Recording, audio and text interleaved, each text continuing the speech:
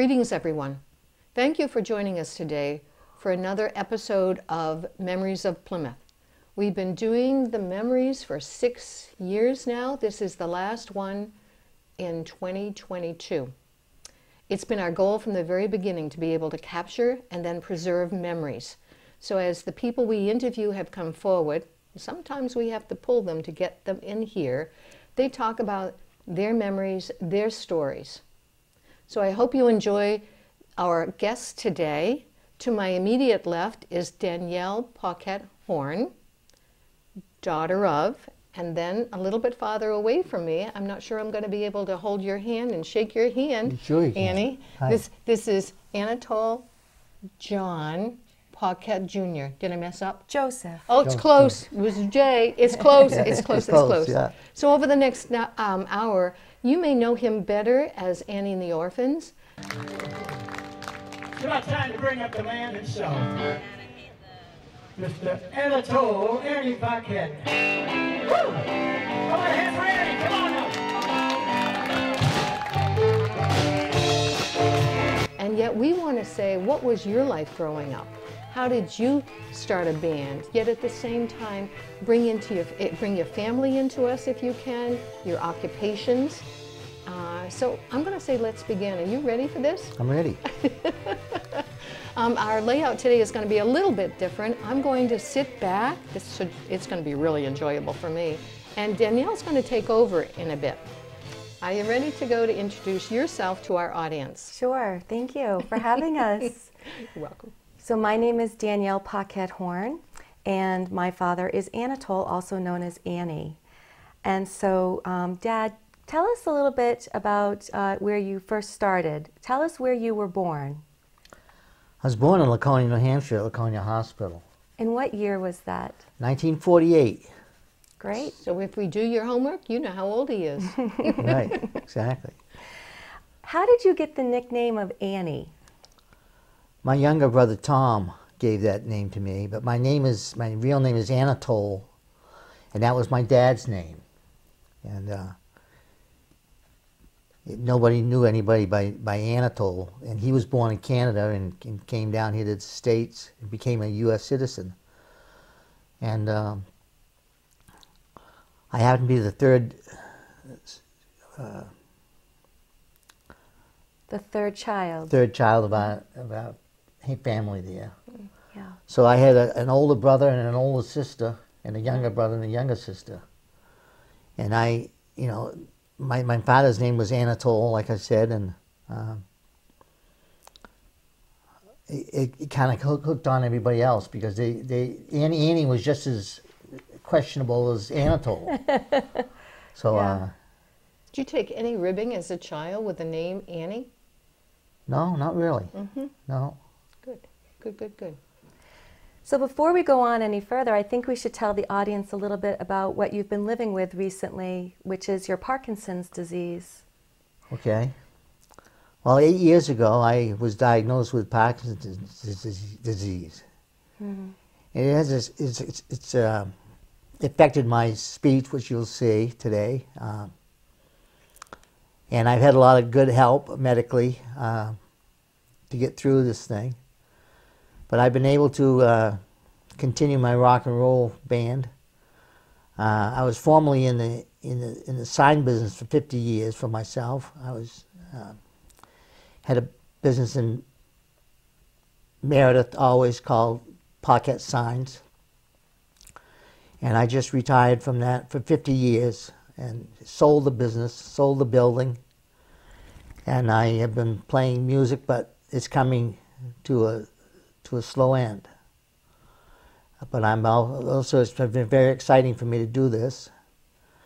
I've always enjoyed my time up here in Plymouth. My father was always busy as a general contractor in the area, running all kinds of equipment and doing all kinds of jobs, from buildings, building new buildings, taking down old buildings, building more new buildings. He did a lot in the Plymouth State area. And he had some brothers that were born in Canada. They came down and followed him. He was quite a character. And a lot of his his brothers, there was 17 children. And my father was about halfway up the chain link line there. And his entire family moved down here from just over the Vermont, New York, New Hampshire border. And they used to come down as a vacation thing down to the Lakes region, and they thought that it reminded them so much of Lake Memphremagog up in this. One more time for me. Lake Memphremagog is a very huge lake up in Newport, Vermont, and they were in Newport, Vermont, just over the border of Canada, and they came down here to just check it out, and they loved it so much, and it reminded them of. They say we get the best of both worlds here. Got it. You've shared your father's name. Do you mind sharing your mom's name? No, her name was Charlotte. Charlotte. Charlotte Althea Beatty was her name. And they met, my mother and father met back in 1937, I believe. And they got married at a young age. My mom quit school. She was a valedictorian of her class, but she was a very good mother. She was very good. She helped my father in doing the bookkeeping for his business. And she cooked all the meals, and I cooked none of them.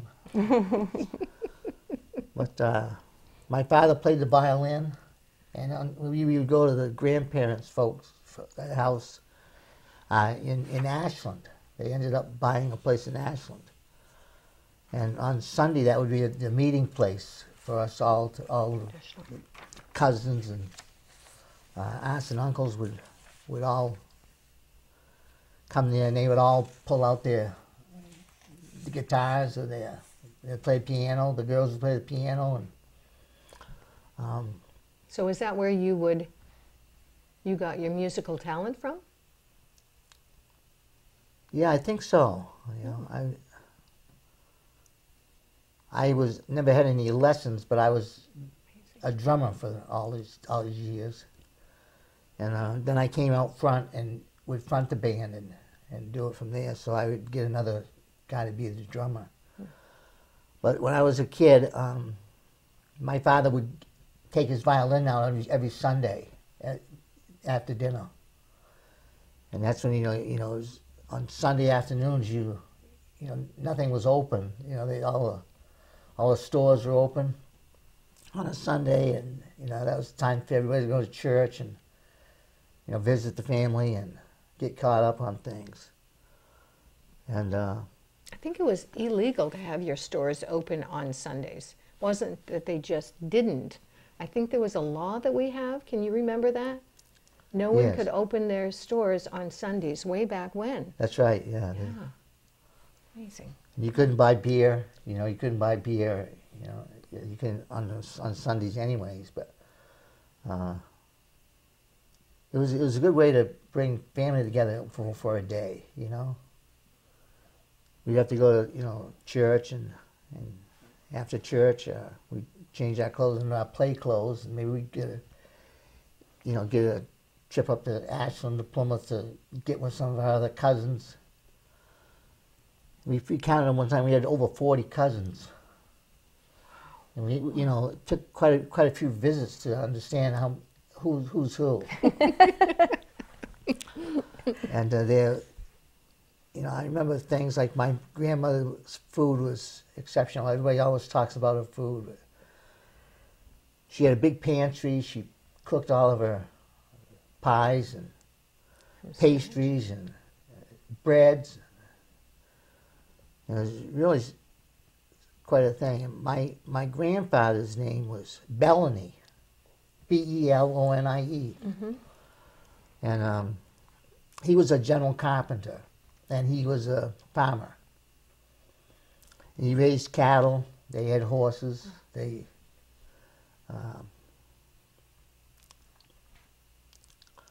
worked out in the garden all the time. I mean, it was, you know, there'd be a lot of cars I remember my grandfather lived right on the river in Winter Street in Ashland. And he didn't work. He worked in his garden. He had a couple of he'd always have a bunch of chickens running around in the front yard, and he'd have a big garden. And Did he put you to work? oh yeah, everybody went to work, but it was fun. It was really a lot of fun. You know, we'd go.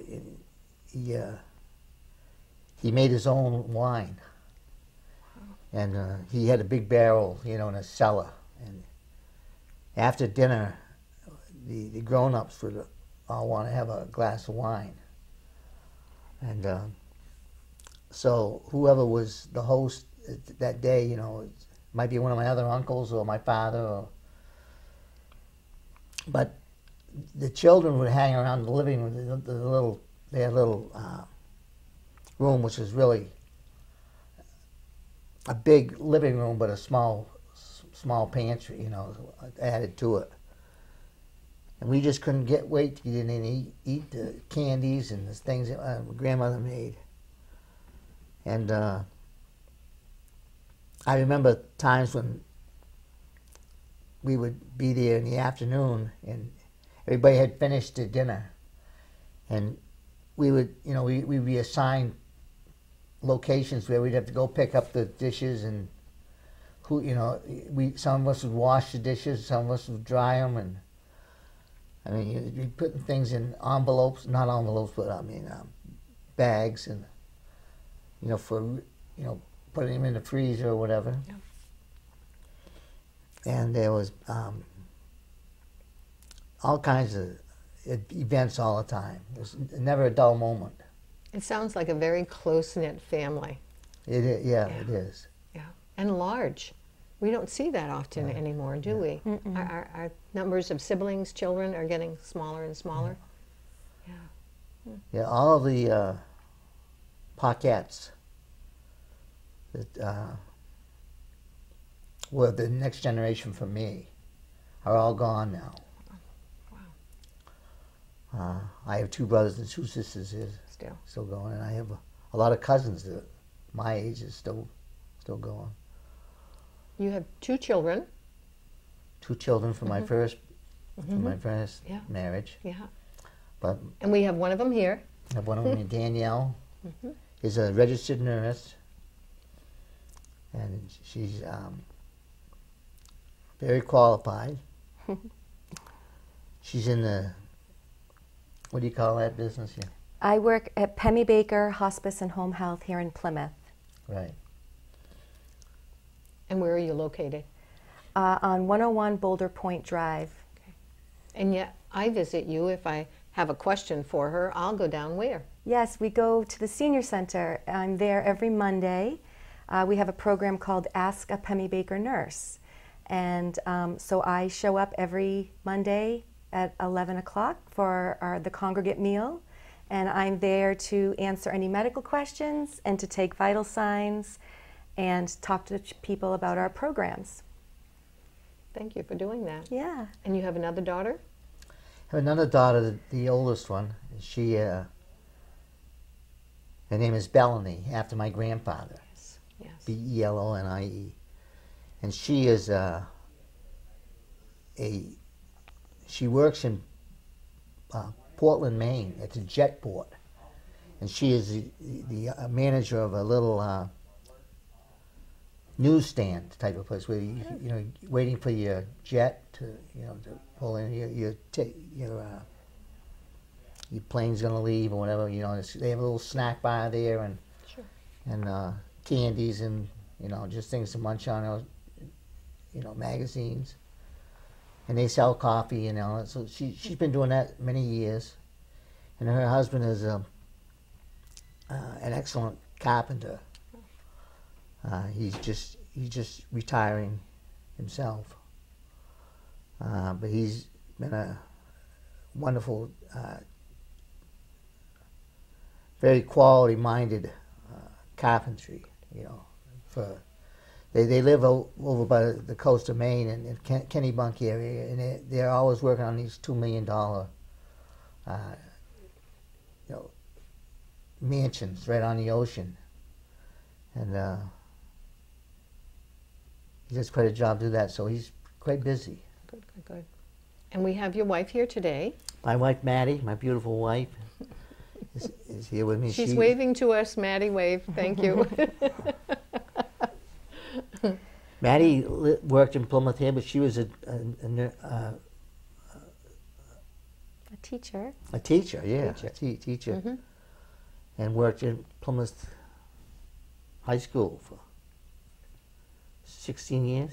Yeah, so she's retired as well, and she has a son, and he lives with his family, and his name is Wes, and they live in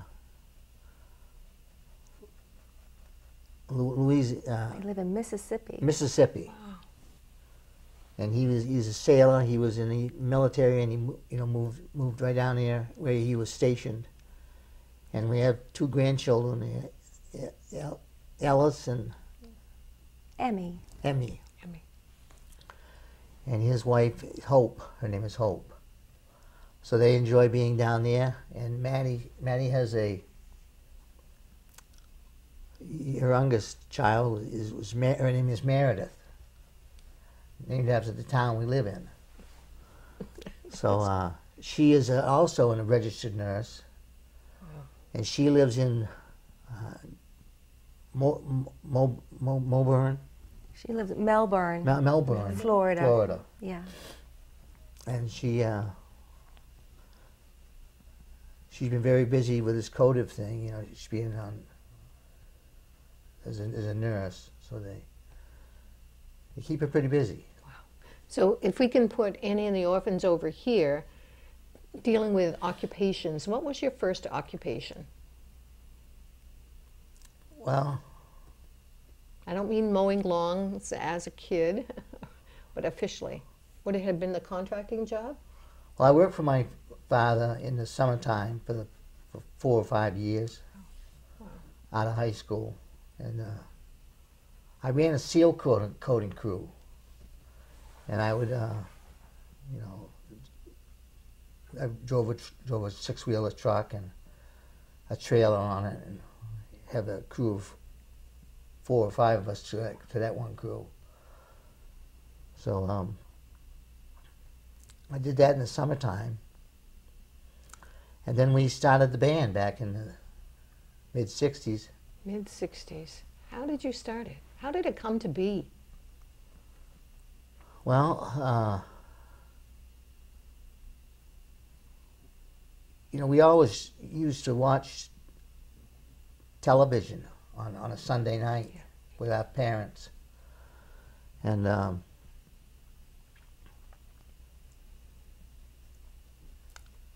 we had heard that there was going to be a Ed Sullivan show on a Sunday night. Mm-hmm. And this particular show was going to be the Beatles were going to perform, and nobody had heard of them. Or they did, they caught on really quickly, including myself. And we saw the Beatles in 1964. And we watched it, and I told my mother and father, I said, that's what I want to do right there. I'm going to do that. So I went out and I bought a set of drums.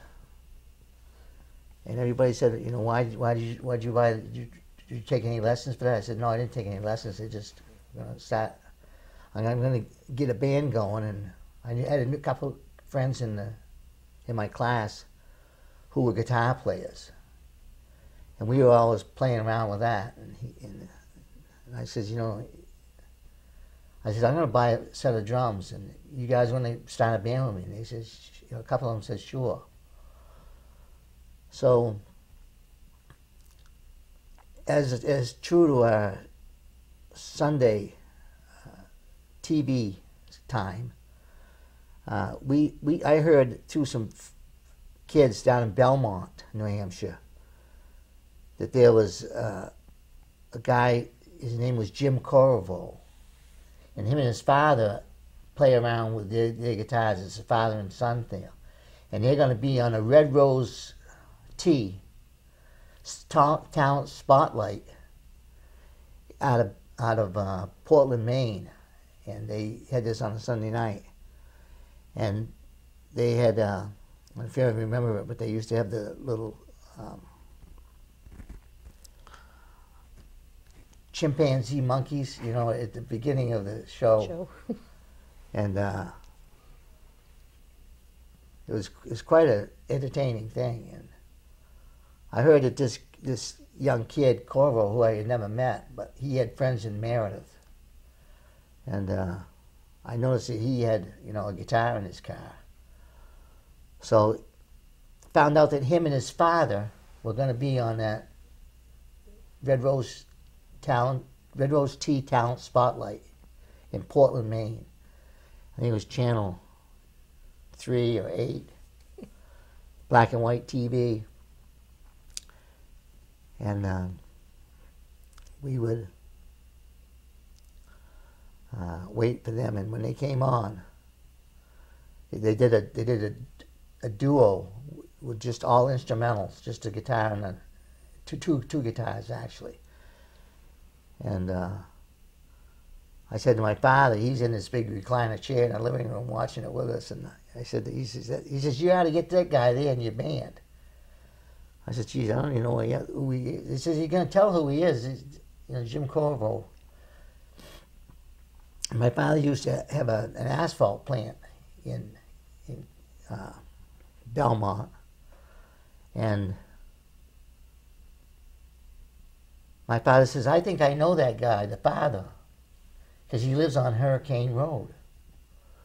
So my tells my mother to get the telephone book out. So she gets the telephone book out, and she goes through it, and she says, I see a James Corvo here on Hurricane Road. That's where it'd be them. So I says, let's call him. My father says, you can call him. And I says, well, we'll wait until he's all done on television. My father says, that's already been recorded. I says, how can it be all recorded? We're watching it. He says, no, that's not the way it works now, you know. So he told my mother, says, get the phone book and we'll call him down there, find out if he's interested in playing with your band.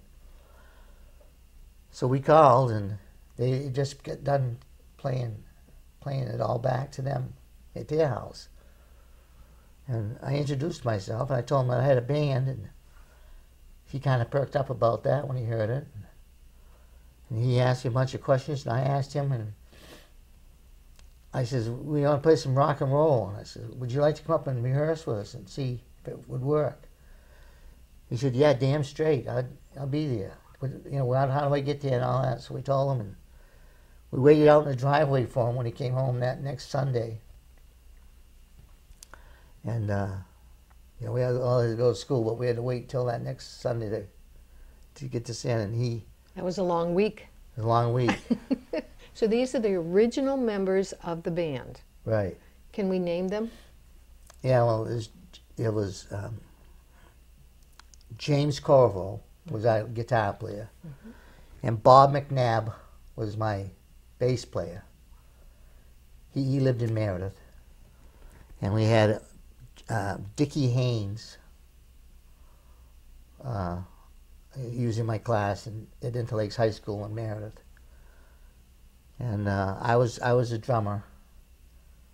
And we just we had a kind of a playroom, we'll call it, at our house on Waukee Street in Meredith. And my mother helped us, and we cleaned it all out. There was a bunch of stuff stored in there, but we got it all cleaned out, and I hung up a bunch of Beatle posters around the inside. And, you know, we thought we were a bunch of big shots here. Did you have a favorite Beatle? No, I really didn't. I mean, I liked John Lennon's voice and styling, but he was, you know, a wild guy, and you know, he was. I always considered him being the leader, but Paul took over half the job, and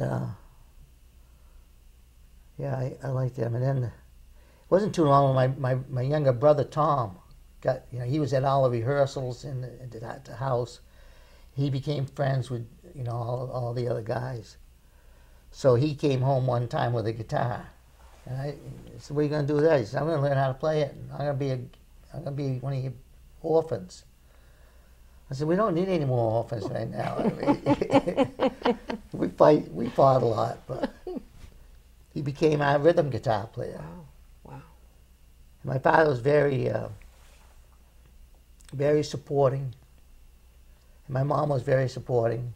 She helped me make some T-shirts for the guys in the band. I can see her now she had an old grinder, washing machine with a wringer on it where you had to wring the clothes.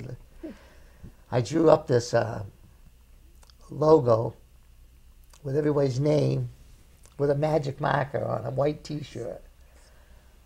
We got all T-shirts and got everybody dressed up with it. You know, number 6 on one. I was number 1. And my younger brother was just like part of the club there. I mean, he had his friends, but he was in there.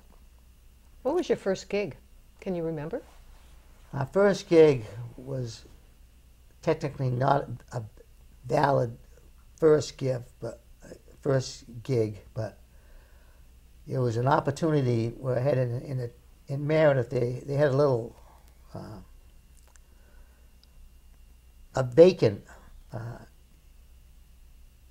shop in the downtown Meredith area, and it was previously occupied by a guy that lived in town, and he had come home from the Korean War, and he had brought his bride with him, and they opened up a Oriental shop with Meredith's little town, not many people. Had a couple of drugstores and a couple of grocery stores and clothing stores, and the restaurant and a movie theater was there. My grandmother on my mother's side was she owned the building where the Key Theater was on the main street in Meredith. And my older brother Stuart was one of the projection men. And he would run the projection in the theater upstairs and my grandmother on my mother's side would be selling popcorn and selling tickets. It's a family affair. It's a family affair. Well, it's funny that you say family affair because one of your cousins, Kathy Robinson, who is from the Paquette line, has a business on Main Street in Meredith called Family Affair. Oh my. Yeah, Family Affair. Today. Yes, today. Yeah. Wow. She's been there 25 years, I think she's been there. I think even longer. It's got to be longer. It's longer because she's been cutting my husband's hair. My husband is in his 40s, and she's been cutting his hair since he was a baby. Oh yeah. So she's had the business probably for over 50 years, I would say. But she opened it with her sisters, Giselle Robinson, Patty Robinson, and Kathy Robinson. Kathy's the only one still of the originals that is still having the hairdresser shop. Wow. Yeah. Wow. What are some of you go ahead. I saw your hand go up. Well, I was going to say we had started talking about downtown Meredith because Louise had asked you where was your first gig? And you started talking about that business because that's where the Meredith Historical Society is located now Right. on Main Street. Right. And you got a call from Mrs. Grad when you were in high school. Yeah. And you want to talk about that? About your first gig? She was quite a lady, but her family owned the Grad Clothing store. clothing store. Yeah. Right next door to Samars. Right across the street. Right. And there happened to be this little Kitahara Oriental gift shop. It was more like a gift shop. They had little trinkets and things, Candies. candied, little jellies in a little wrapper, and we at first to have that candy, we had to get some money from mowing lawns or something like that. But we get out, and it was really more of a It was like an Asian gift shop. And yeah, that's better. Yeah. That's better Yeah. to say. So Mrs. Grad had called you and asked you to do she heard that you had a band. Yeah, she says, Annie, she says, is it true that you have a band? I said, well, we're putting a band together now, yeah. She says, well, I got a job for you. I says, where's that? She says, I'm the president of the Boosters Club here in Meredith, at the Interlakes Boosters Club. And we're going to have a little party down here, and we're going to be at the old Kitahara shop. We got that for the night. And we got the DJ club from the Meredith Interlakes High School. And we got the DJ club is going to play records in between your songs. I said, thank you for calling, but I don't think we're going to be able to do it. I mean, we only know a handful of songs, and none of them are really very good. And I don't know if we're really ready for it. She says, oh, you'll be fine. She says, you'll be fine, Annie, you'll be fine. She just come up, she says, and we're going to try to make some money so that we can give you some money for it. I said, how much do you charge? I said, geez, we don't really have anything set up now. Why don't you see how this works out? So I got it all together, got the guys together for the first time. We could talk about it. I said to the guys, hey, I got a job for you. And they all, their eyes light up. I want to know how much you got paid. I'm sorry. I don't really remember exactly, but I know it was no more than $2 a piece, I think, that we got. And there's a lot of parents there that would donate candy. There'd be Coca-Cola they'd sell on ice and things like that. But the guys were pretty nervous about the gig, and I was too. So we went to work rehearsing, and it was going to be the next couple of 3 weeks. So it gave us a little bit of time, but not much. We were down here, and my father had a pickup truck he let us borrow. And we loaded it up with all of our stuff, met at our house on Walkie-One Street. And we proceeded to fill that pickup truck full of all of our band equipment, and we drove it down. And my mother and father were in the store one day down at the Globe. I don't know if you remember the Globe. Yes, I do. Thank you. Route Hands 3 going up. in Laconia. And sometimes we'd go in there, and my mother and father would take us kids with them, and we never know what we'd come out of there with. But they had these artificial jackets, not jackets, they were like a pullover shirt or a jacket, more of a jacket type of thing. But I had the rawhide around the neck and pants to match. And so I said to my mother, I says, I think these pants and the shirts that go on to like a rawhide, very. It almost would look like maybe like the Beatles, something they would have worn. Yeah. That's kind of why we got that look. We wanted that look. You had white turtlenecks or something? Yeah, we had all white turtlenecks.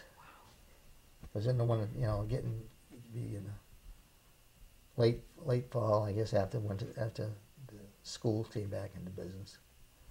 But anyways, we all lined up and we had the DJ club just cranking out the tunes. They played all the tunes with 45 records. 45. That was a pretty thing. Yeah, everybody brought their own 45 records, and that was fun. And then the parents would bring food in there. We had all kinds of things to have. So we would play a few songs, and they were terrible. We had a couple of songs. What was that? It was terrible. That's what I thought he said. What was one of the first songs that you learned how to play? One of the first ones was. How can you do this? First song? First Wow. song. Yeah, the first song was jammed in there with a bunch of other things. I think we played one song 8 times or something. Luai Luai? No, it wasn't Lua Lua. It wasn't? No, it was that's just on the cusp of that. But I think it was.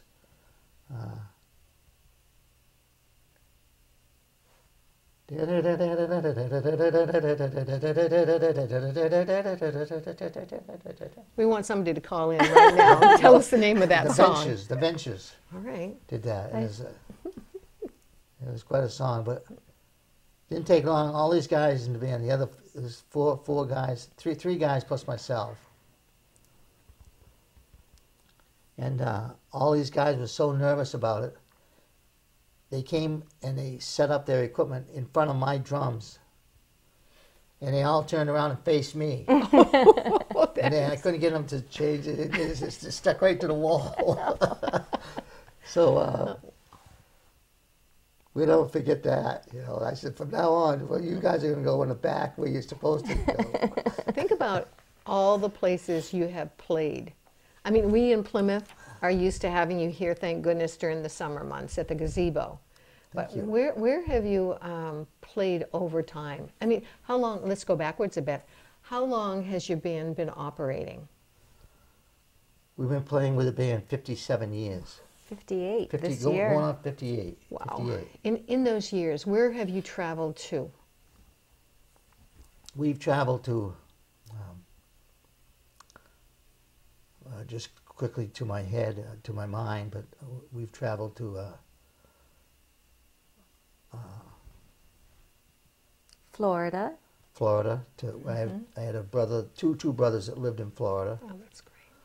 and they got us some gigs down there. So we played in Leesburg, Florida, and he has similar nature of what he likes and doesn't like, but we're all on kind of the same page, our brothers and sisters. We've been to Mississippi. Mississippi. We played for Maddie's son's wedding. Oh, wow. And we've played in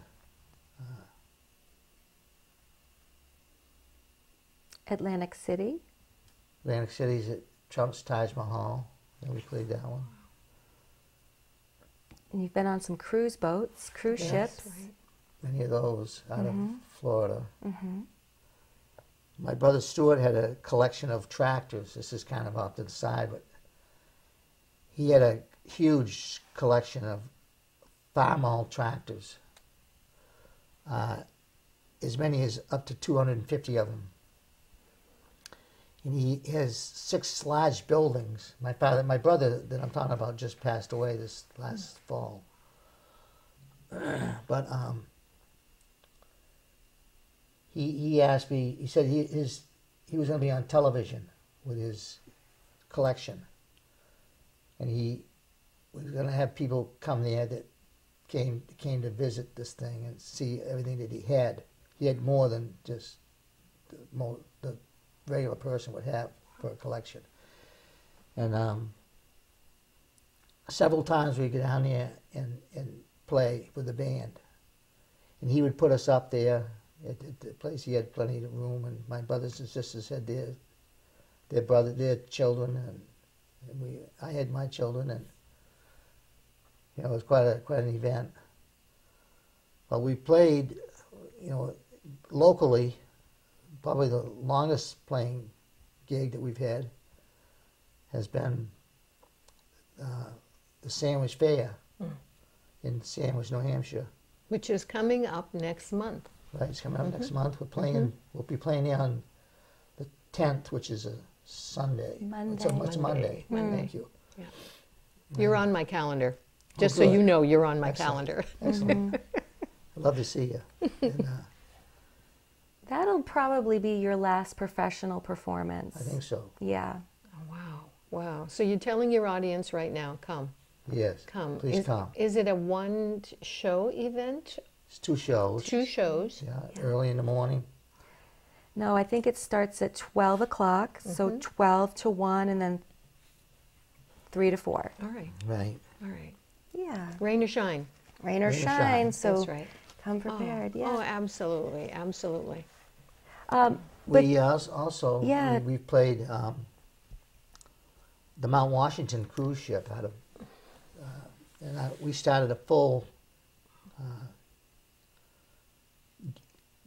gig with that for. I'm trying to remember if it was 35 years, I think. I feel like you started that for the first time you went was on a wedding, for the Woodman wedding. Yeah, that was in 1982. Okay. So ever since then, you've been playing on the Mount Washington. Until COVID hit, we were playing in there in the summer. And we would, when I booked a band, I would book all the dates at one time in the beginning of the year. And we accrued quite a following of faithful return dancing, fools. You shouldn't be laughing. But We really had a fun time, and we met a lot of people, and we were gigged to do. We were booked to play 27 gigs when COVID hit, and that all 27 of those gigs were gone. Wow. So, it kind of broke up forces. For a long time, people were didn't want to go out, go anywhere. The guys in the band, were dropping out because they didn't want to have any kids getting sick, or they getting sick with us. So it's affected everybody. But we played that. We've come here to do Plymouth at the Plymouth. the college? We did in the college. We did this Silver Right. Silver Hall. Sylvan Hall. We did that a lot in the 60s, mid 60s. And you played for their 250th Oh, that was fun. anniversary, Plymouth State University's. Out on Main Street. This is the town of Plymouth. Town of Plymouth. We had our 250th in 2013, and you were there in front of Mary Lyon. Right. And it was as many events that we had from the town. It was wonderful because we had the college and the townsfolk together, and people were out there dancing and singing with you. Well, it's wonderful. It was a wonderful night. Yeah. That's all I want for Christmas is everybody to be singing along with me out front. I like it. I like it. I like it. We're going to switch a little bit, if we can, some questions and quick answers. Sure. You went to school in Meredith. What school was what's the name of the elementary school? Interlakes. Well, yeah, it's the elementary school. Elementary, so on Lang Street. Oh, that's closed now. It is. But that's where you went. Yeah, So you went to Lang Street School. Very good. Elementary school, and then Hummerson School, Musson School, and on to high school. And if I asked you to In talk Interlakes about High a School. teacher or two, who might they be? One of your favorite teachers that you might have still memories of? we have a couple of them, but one of my most favorite teachers was Miss Marjorie Lee, and she was our teacher for English when I was, a junior in this. And she is still doing it. She's retired from school. Right. She never got married, but she's a wonderful person. That's great. And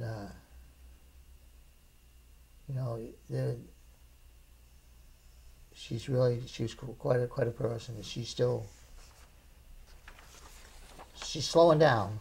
She's doing good. How old do you think Marge is today, approximately? She's got to be probably 75. I think she's older. I think she is too.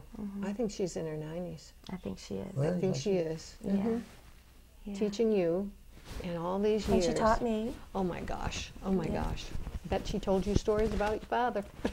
And my mother. So Okay. both my parents graduated from high school together in 1966 at Interlakes, and they both had Miss Lee, and so did I. And then I'm wondering if you could tell us a little bit about what you did after high school. You went on to schooling, and where did you go?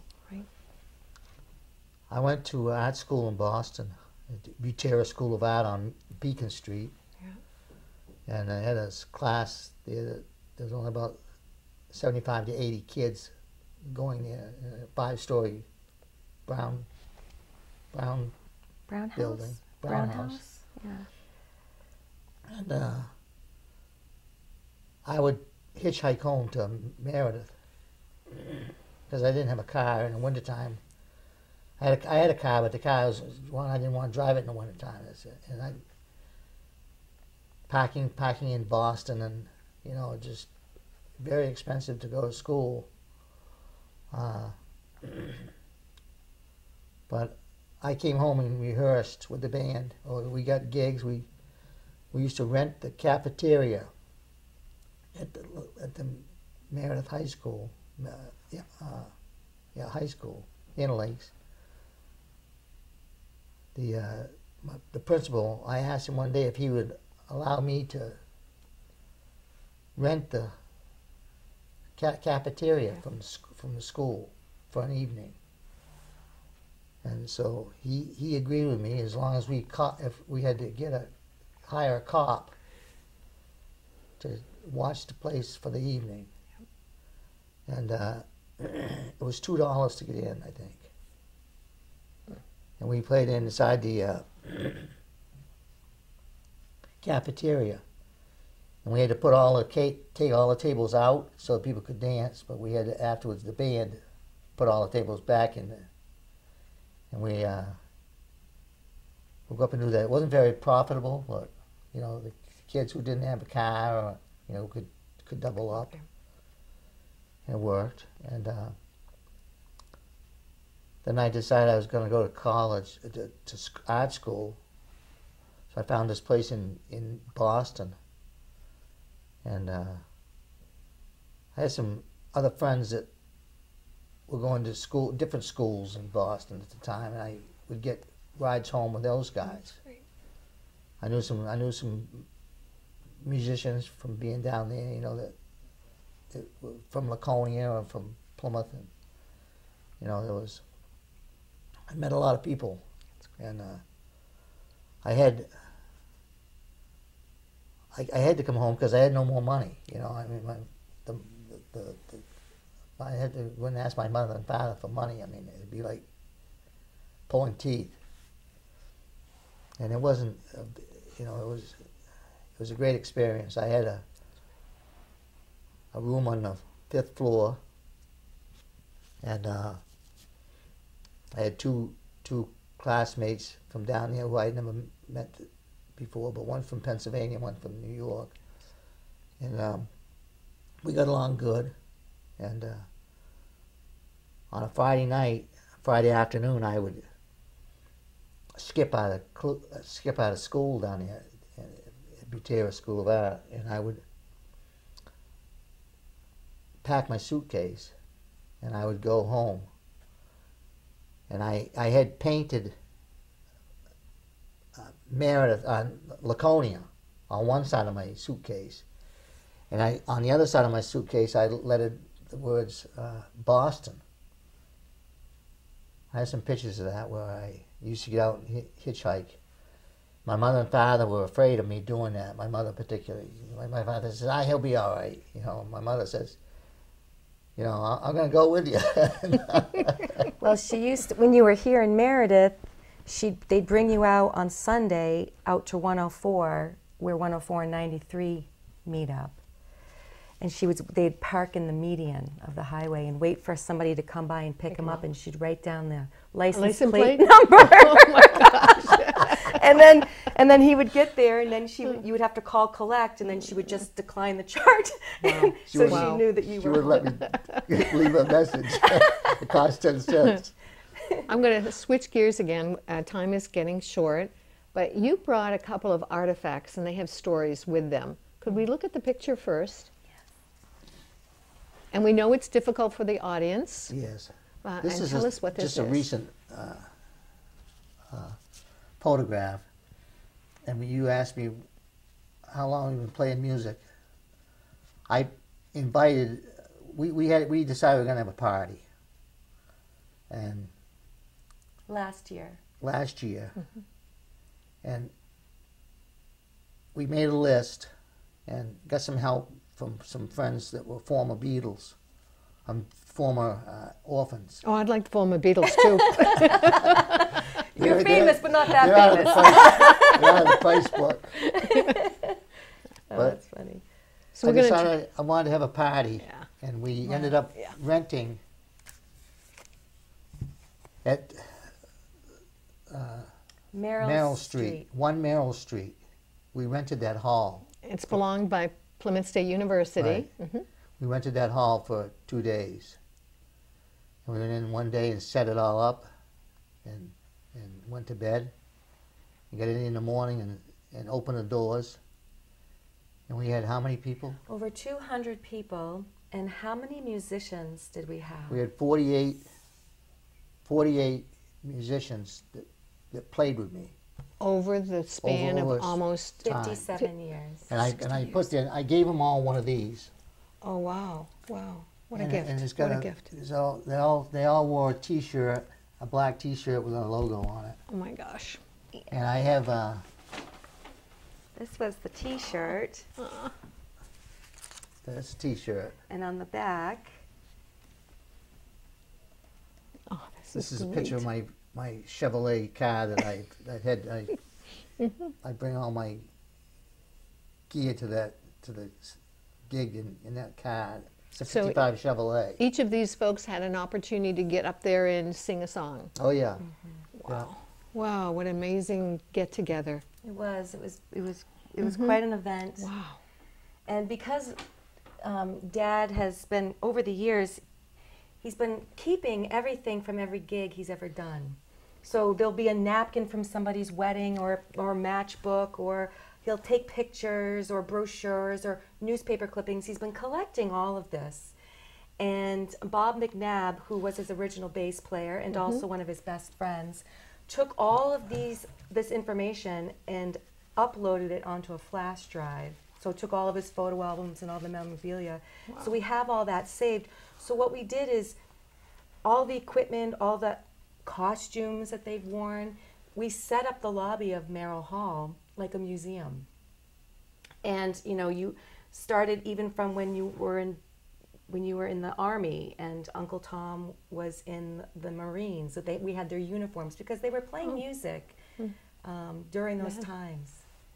So it was quite an event, something for all of us to remember. If we had a call in right now, I bet somebody would say, Annie, why do you wear a hat?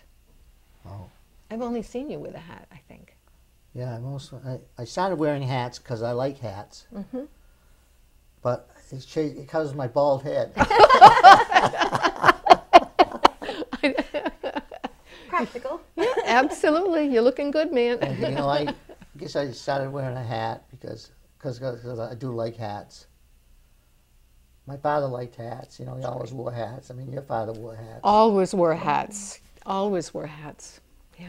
And I just thought it looked more like being on stage than not having one. Okay. And we do a lot more outdoor gigs than what people realize, Right. So set up outdoors. You don't know what the weather's going to be like on Sandwich Fair Day, but I've been up there at times in Sandwich when it was so cold and snowing so hard that I went down to the one of the little shops that they were selling trinkets at there at the fair, and I bought half a dozen pair of gloves, and the woman let me take a pair of scissors, and we cut all the fingers out of the gloves So you can play. so we could play music, so the guys with the guitars could play there. I love it. I love it. You have So- another artifact. It's great. Oh yeah, we have a gift for you. Oh my! And I didn't get one last month when we were this month when we were at the last month. We I'm trying passed to some remember. out. Yeah. Ah, So, Dad, tell us about the American flags. What there's a special thing that you do with every performance. Well, we pass out American flags, and we send out some big ones and some little ones, and I lead everybody into singing "God Bless America," and particularly in these times of Yeah. turbulence, Yeah. just seems to be still appropriate. how And, long have you been doing this for? Can you remember that? I feel like you started this after the Iraq War had started. Yeah, everybody was coming home, you know. Yep. Yeah. And, Vietnam was behind them, and Beautiful touch. A beautiful touch. Mm-hmm. And everybody stands and they sing with you. they don't ask even- them to stand, take their heads, take their hats off, and get everybody to sing, and then we're out of here. You know, that's our last song. So I've really enjoyed that part of it because it keeps everybody. I love seeing little girls and boys come out and get one of these. I ask the kids to help me join in handing these out. Beautiful. And they all come and held them out, and they're there the next year with their little flag, or they. These little kids say, "Annie, do you have any more flags?" Let's see. We are almost okay. I brought you a little gift here. This is a CD that we recorded a couple of years ago for our 50th anniversary. Wow. And this is, we recorded this down at Pittman's Freight Room, which is in Laconia, Laconia. on the railroad tracks near the railroad station there. And there was a place where they used to offload all the luggage and the freight, and they called it the Freight Room, Pittman's Freight Room. And I happened to know the guy that was the owner of the property there, Jeff, and he was in an art class in high school. And he obtained that theater, that little room with a beautiful stage in it and everything, and just a cozy place. And when I thought we got to the point we could do something like this, we it was going to be 50 years, and we headed down at his place and we recorded it. We have a video recording of it. Plus we have these, and these are copies from. These are not originals that we wrote. We never really wrote any original music. We weren't really that good, but They're from you. we just stealing all the other stuff from everybody else. But I've had a lot of good guys and gals that have been affiliated with me in the band, and we're good folks like you, and we'd like to keep the remembrance of us in Plymouth. It was a place where my father started. You're always when the he last came one of the across- season, and there's a reason for that. People, you have brought so much joy.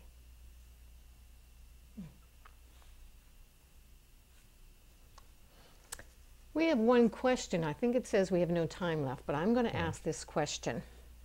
If you had a group, and I always ask it, I don't know where it came from, but if you had a group of young children here in front of you, young adults, because of your background, years of work, your passion for music, what advice might you say to them?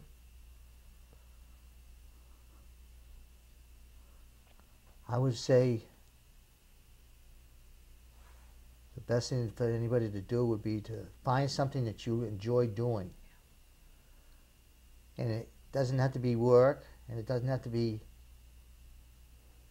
anything particular, but if it's something you like to do, get doing it. And you'll find out that you have a lot of friends, and that you just share the moment with everybody. That's beautiful. And I think that if you my father used to tell me, if you like what you're doing, you'll never have to work a day in your life. It's a perfect way to end today. People would say, yeah, are you still playing music? You're still playing rock and roll? You're playing tonight? I said, yeah. I said, are you crazy? I said, well, I can't wait to get down there. So it's been wonderful meeting people like you. Well, I reverse it, meeting people like you too. Thank you. This has been fun. Please don't yell at us. We're a few minutes over, but we do want to say. Sorry, I'm a little bit over. No. We could go for 2 hours, I think, with the amount of information we've gathered over the last month or two. Right. But I want to say thank you from all the people that you have brought joy to because of your music, because of your passion. Thank you. And it really reflects you being brought up by loving parents and a large family that I haven't heard of for a very long time, the number of siblings. It's been amazing. So I'd like to say thank you to our audience that has shared some time with us today. We're always trying to gather memories. And I don't usually do this, but I want to share one quick memory that I have. I taught at Plymouth State for many, many years. And in one of my psychology classes, I was asking the students how many siblings you have. This is a connection. And we had one person said, oh, I'm the only child. We went up to like 15 or 16. And one of the boys, what do you remember, I would say? What do you remember about your parents, your grandparents? And this is to connect it with stories. The grandparents, the grandmother, would write to all the kids or communicate saying, please, if there's anything you want to know about family, send it to me. And when we gather at Christmas time, I will share the stories with you because I may be the last. And we just lost somebody 2 weeks ago that I had interviewed, and she kept saying to her 2 kids in the area, please, if you want to know anything, ask me now because I may not be here tomorrow. Wow. We want our stories and our memories to continue. So with all the technology that we have, we've used one today.